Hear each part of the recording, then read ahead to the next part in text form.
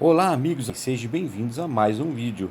Você que não me conhece, eu sou o Regis. Bem-vindos aqui ao nosso canal Regis, canal de notícias. Vamos ao próximo vídeo.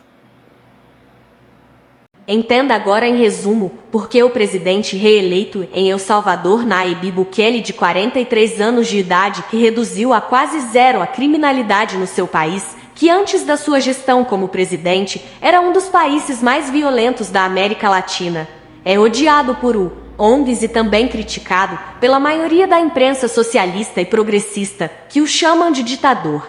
Para você entender melhor quem ele realmente é e os seus feitos, no qual tem a aprovação de mais de 80% do seu povo, te convido a ouvir com muita calma quem visitou o país por 2 vezes e esteve com o presidente reeleito Nayib e visitou também presídios no país, o deputado federal Eduardo Bolsonaro. Assista e compartilhe este vídeo.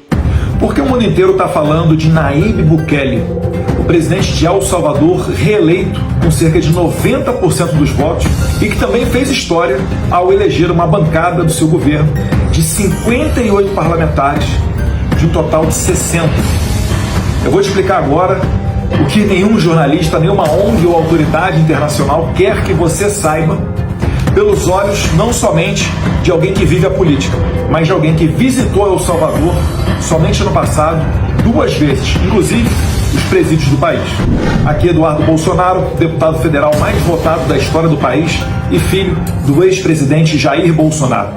O Bukele iniciou sua carreira na política como prefeito da capital do país, San Salvador. Depois, ele teve muita dificuldade, mas finalmente conseguiu se candidatar à presidência da República, porque ele precisava de um partido, igual aqui no Brasil. Vocês viram também como é que foi a história do Jair Bolsonaro nesse sentido. E a história de Bukele e Bolsonaro também coincide porque os dois foram eleitos de maneira semelhante, independente, outsiders, pessoas de fora do poder, de fora do jogo da velha política. E também eles tiveram problemas no início dos seus mandatos. A grande diferença é que em El Salvador, a eleição para o Congresso também ocorre no meio do mandato presidencial. Então, quando Bukele foi eleito em 2019, em 2021 teve eleição para o Congresso. E ele conseguiu colocar a grande maioria de deputados como sendo da base governista. Já Bolsonaro não teve essa oportunidade, porque as eleições para o Congresso coincidem com as eleições presidenciais. Mas vale lembrar que Bolsonaro ele foi eleito em 2018 e o pequeno PSL passou de 3 deputados federais para 52. E em 2022, na reeleição de Bolsonaro, o partido dele, agora o PL, chegou a ter agora 99 deputados federais. Quase que dobrou a sua bancada dentro da Câmara dos Deputados. Mas voltando para a história do Bukele.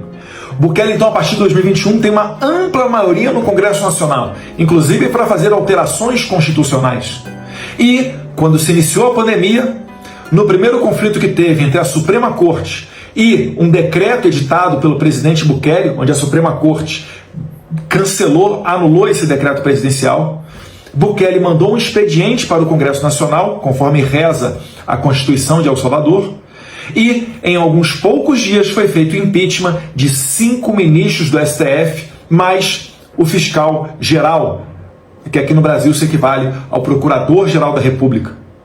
Com isto daí, com essa força, Bukele começa a fazer várias alterações legislativas, que no final das contas atacam duas bases do crime e da impunidade.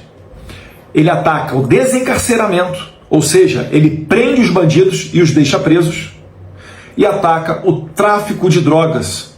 Hoje em dia não tem mais gente traficando droga da América do Sul, da Colômbia ou qualquer outro país, passando tranquilamente pelo litoral de El Salvador.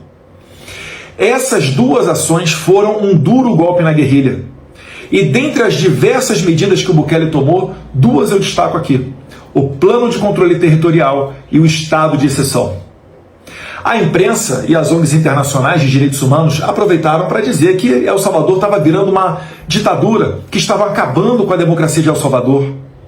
Meus caros, com essas 2 políticas, Bukele prendeu mais de 75 mil criminosos, sem nenhuma baixa civil, sem nenhum inocente morto durante as operações.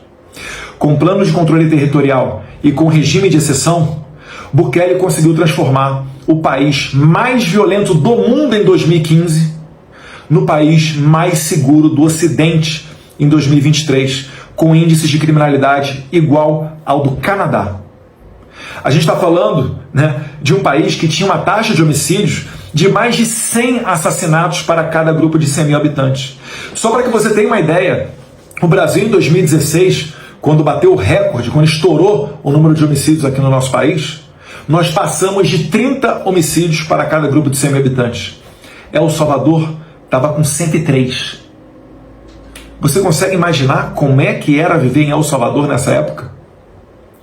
É por isso que os El Salvadorenhos estão dando graças a Deus de ter um presidente como Bukele, que não permitiu mais que o seu país e as políticas nacionais fossem ditadas por ONGs internacionais, por gente dos direitos humanos e por pessoas que não viviam na pele o que o El Salvadorenho vivia, que era morrer na mão dos pandilheiros do crime organizado. Eu fui com um grupo de parlamentares, deputados que foram numa missão da Comissão de Segurança Pública, liderada pelo presidente, o deputado Sanderson, do Rio Grande do Sul, e visitamos 2 presídios. Um deles, o Secote, o Centro para Confinamento do Terrorismo, o presídio com a maior capacidade da América Latina, que suporta até 40 mil presos ali dentro. Fomos lá, vimos as pessoas que estavam presas.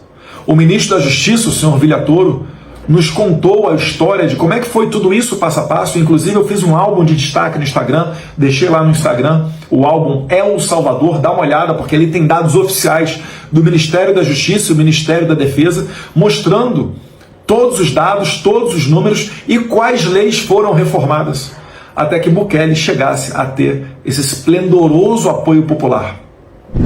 As pandilhas, que são as gangues que faziam extorsão, assassinatos em El Salvador, elas começaram nos anos 90.